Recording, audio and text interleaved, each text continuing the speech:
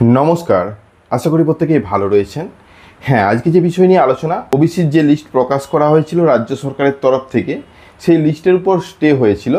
সেই জন্য সম্পূর্ণ ওবিসির যে এ এবং ওবিসি বি তালিকার ক্যাটাগরি যারা ছিলেন, কিন্তু বর্তমানে সেই যে স্টে সেটা তুলে নেওয়া হয়েছে এবং সুপ্রিম কোর্টের তরফ থেকে জানানো হয়েছে হাইকোর্টকে এই কেসটি সমাধান করতে। তো এই মুহূর্তে অর্থাৎ বর্তমানে তুলে নেওয়া হয়েছে, অর্থাৎ রাজ্য সরকার যে অর্ডারটা পাস করেছিল সেই অর্ডারটাই বর্তমানে রাজ্য সরকার সে তার কাজ শুরু করে দিয়েছে। কি কাজ? বর্তমানে অ্যাপ্লিকেশন চলছে ওবিসি যারা এ ক্যাটাগরিতে ছিল বিতে এসেছে, তাছাড়া নতুন যে সংযোজন হয়েছে যে সাব ক্যাটাগরিগুলো, সেই ক্যাটাগরি ব্যক্তিরা চাইছে যে অনলাইন অ্যাপ্লিকেশন করতে। হ্যাঁ, বর্তমানে তারও প্রক্রিয়া শুরু করে দেওয়া হয়েছে। আপনি চাইলে এই মুহূর্তে অনলাইন অ্যাপ্লিকেশন করতে পারেন ওবিসি এ এবং ওবিসি বি। তার যে প্রক্রিয়া, সে প্রক্রিয়া নিয়ে আমরা অলরেডি ভিডিও বানিয়েছি কিভাবে আবেদন করবেন।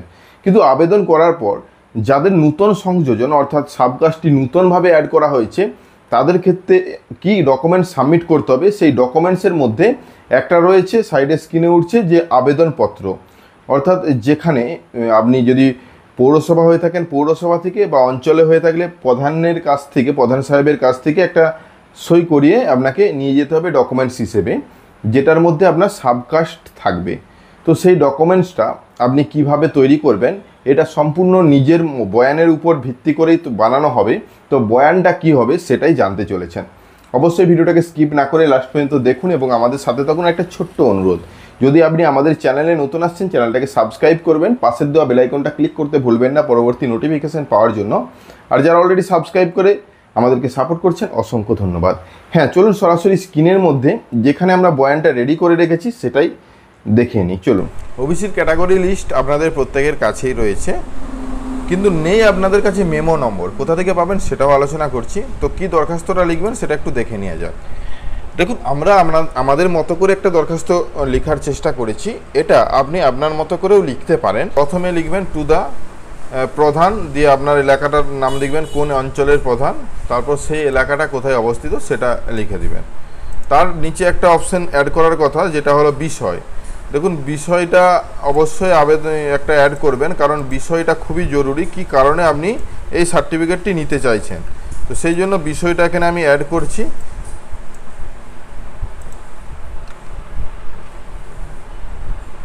তো বিষয় কি লিখেছি? সাধারণ জাতির সাব ক্যাটাগরির জন্য আবেদন। এটাকে আমরা একটু বড় করে নিচ্ছি। তো আপনারা আপনাদের মতো করে তৈরি করবেন। এইখানে একটা কাজ করবেন, এই যে সাধারণ জাতির সাব ক্যাটাগরির জন্য আবেদনটাকে আন্ডারলাইন করবেন, তাহলে দেখতে সুবিধা হবে। এবং তার নিচে কি লিখবেন? মাননীয় মহাশয়। আপনার যদি গ্রাম প্রধান হয়ে থাকেন মহিলা, তাহলে মহাশয়া লিখবেন। তো আমি এটা একটা ফরম্যাট করে রেখেছি। আপনি যদি নিজে টাইপ করে নিজের জন্য করছেন, তাহলে আপনি শ্রী শ্রীমতী কুমারী যেটা হবেন সেটা লিখবেন। পিতার নাম যদি আপনি একদম লাইভ করতে চান তাহলে পিতার নাম লিখবেন। না হলে যদি আপনি কোনো আমাদের মতো দোকান থেকে বিলং করছেন বা সাইবার ক্যাফে থেকে, তাহলে কিন্তু এইভাবে কিন্তু একটা ফরম্যাট তৈরি করে রাখতে পারেন। পরে যদি কেউ আসে এই বিষয় নিয়ে, তখন তাকে দিয়ে দিতে পারেন। তারপর এখানে পিতার নাম, গ্রাম, পোস্ট, থানা, অবশ্যই ব্লকের নাম এখানে মেনশন করেছি, কারণ ব্লক ওয়াইজ সার্টিফিকেটের জন্য প্রোভাইড হয়ে থাকে, বা সার্টিফিকেট অ্যাপ্লিকেশনের জন্য ব্লকটার নাম থাকে। জেলা আমি পশ্চিম মেদিনীপুর থেকে বিলং করছি, গ্রাম পঞ্চায়েতের নামটা এখানে দিবেন। অধীনে স্থায়ী বাসিন্দা হইতেছি। তো তার নিচে রয়েছে দেখুন, মহাশয় আপনার প্রতি সবিনয় নিবেদন, এই যে নূতন অর্ডার অনুযায়ী, অর্থাৎ অর্ডারটা কি না, যে মেমো নম্বর, সেই মেমো নম্বর ধরেই আপনারা যে জাতিতে সাবকাস্ট চেঞ্জ হয়েছে বা কাস্টের আওতায় এসেছেন, সেটার জন্য কিন্তু একটা মেমো নম্বর প্রয়োজন। সেই মেমো নম্বরটা পাবেন কোথায়? অফিসিয়াল যে ওয়েবসাইট রয়েছে, এই অফিসিয়াল ওয়েবসাইটে আসতে হবে, যেখানে রয়েছে অনগ্রসর কল্যাণ .gov.in। এই অফিসিয়াল ওয়েবসাইটে আসলে নিচের দিকে যে অপশানগুলো রয়েছে তার মধ্যে অর্ডার সেকশানে যাবেন। অর্ডার সেকশানে এই মেমো নম্বরগুলো পাবেন, দেখতে পাচ্ছেন মেমো নম্বর। এবারে কোন মেমো নম্বরটায় আপনার সাবকাস্টটা লুকিয়ে রয়েছে সেটা আপনাকে খুঁজে বার করতে হবে। তো আমি যে মেমো নম্বরটার কথা বলছি, কারণ আমরা সদগোপ হিসেবে আপনাদের সামনে তুলে ধরছি, তো এখানে ডাউনলোড ক্লিক করলেই যে পিডিএফটা এখানে ডাউনলোড হয়েছে আপনাদের সামনে ওপেন করছি। দেখুন, এখানে যে সাব ক্যাটাগরিগুলো রয়েছে টোটাল 8টা হলো ওবিসি এ, এবং এখানে 12টা বা 13টা, 13র সঙ্গে আরও 4টা যোগ করে এটা ওবিসি বি ক্যাটাগরিতে অন্তর্ভুক্ত হয়েছে। তো এটা কিন্তু সম্পূর্ণ নতুন যে রুলস, সেই রুলস অনুযায়ী তো যাই হোক, এই যে এর একটা অফিসিয়াল নোটিশ, এটা এই অফিসিয়াল নোটিশের একটা মেমো নম্বর আছে, যে মেমো নম্বর অনুযায়ী এই সব ক্যাটাগরিগুলো ওবিসি তালিকায় এসেছে। তো সেই মতো আপনাকে এই মেমো নম্বরটা প্রোভাইড করতে হবে, কারণ না হলে আপনাকে কোনোভাবে সিগনেচার নাও দিতে পারে। কারণ যদি না দেয় তখন আপনি তাদেরকে বলবেন এই মেমো নম্বর ধরে কিন্তু আমি যে ক্যাটাগরিটা বা সাব ক্যাটাগরিতে অন্তর্ভুক্ত সেটা ওই মেমো নম্বরের মধ্যে রয়েছে। যেমন আমি সাধারণ দিয়ে সদগোপ লিখেছি, তো এই সদগোপ শ্রেণীটা কিন্তু এই মেমো নম্বরের আওতায় রয়েছে। তো আপনারা আপনাদের মেমো নম্বরটা খুঁজে বার করবেন, শ্রেণীর হয় ওবিসি জাতির অন্তর্ভুক্ত হইতেছি বা হইয়াছি। তো মহাশয়, আমার বিনীত আবেদন এই যে উপরিক্ত অর্ডার অনুযায়ী যাহা ওবিসি শংসাপত্রটি পায় তার সুব্যবস্থা করিয়া বাধিত করিবেন। এইভাবে আপনারা আপনাদের মতো করে লিখবেন। ইতি ধন্যবাদন্তে একটা নাম লিখবেন, স্থান তারিখ, এবারে এখানে প্রধান সাহেব সিগনেচার করবেন, স্ট্যাম্পস করবেন, ওনার তার ব্যক্তিগত ব্যাপার।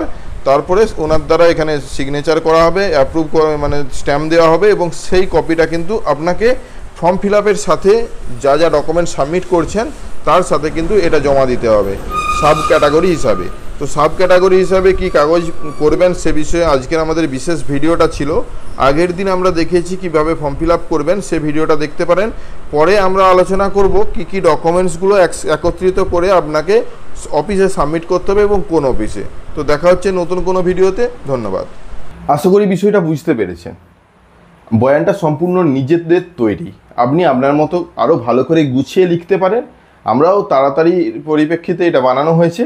তো যাই হোক, আপনাদেরকে ধারণাটা দিতে পেরেছি যে এই রকম একটা সার্টিফিকেট আপনাকে লিখিত দরখাস্ত করে নিয়ে যেতে হবে এবং যেটার সই করিয়ে আপনাকে ডকুমেন্টস হিসেবে জমা দিতে হবে। এর সাথে আপনার আধার কার্ড, ভোটার কার্ড, এর সাথে অ্যাপ্লিকেশন ফর্ম, এর সাথে আপনার ইনকাম সার্টিফিকেট। হ্যাঁ, ইনকাম সার্টিফিকেট অবশ্যই জমা দিতে হবে যদি নন ক্রিমিলেয়ার হতে চান। তাছাড়া ক্রিমিলেয়ারের ক্ষেত্রে আলাদা বিষয়, তাদের যত খুশি ইনকাম থাকুক। ওবিসির তালিকার মধ্যেও কিন্তু এই দুটো অপশন থাকে, ক্রিমিলেয়ার এবং নন ক্রিমিলেয়ার, সেই জন্যই ইনকাম সার্টিফিকেট। যাই হোক, দরখাস্তটার বিষয়ে আজকে ভিডিওটা ছিল। আরও অন্যান্য ভিডিও, তাছাড়া নোটিশ বা যে ওবিসির তালিকা, সেই তালিকার বিষয়ে আমরা ভিডিও বানিয়েছি, ডেসক্রিপশন বক্স চেক করুন, সেটা পেয়ে যাবেন। তো আজকে এই ছোট্ট ইনফরমেশনটা আশা করি প্রত্যেকেই বুঝতে পেরেছেন। এই ফর্মটা যদি প্রয়োজন হয় আমাদেরকে হোয়াটসঅ্যাপ করতে পারেন। তাছাড়া আমরা চেষ্টা করব কোনো একটা ড্রাইভের লিঙ্ক এখানে অ্যাড করার, যদি সম্ভব হয় তাহলে কিন্তু সেখান থেকে আপনি সরাসরি ফর্মটা পেয়ে যাবেন। তো ধন্যবাদ, দেখা হচ্ছে নতুন কোনো ভিডিওতে। ভালো থাকবেন, আর অবশ্যই চ্যানেলটায় নতুন আসলে চ্যানেলটাকে সাবস্ক্রাইব করে যাবেন, ভিডিওটা শেয়ার করবেন। আর যারা অলরেডি সাবস্ক্রাইব করে আমাদেরকে সাপোর্ট করছেন, অসংখ্য ধন্যবাদ। এভাবেই পাশে থাকুন। দেখা হচ্ছে নতুন কোনো ভিডিও নিয়ে। ধন্যবাদ।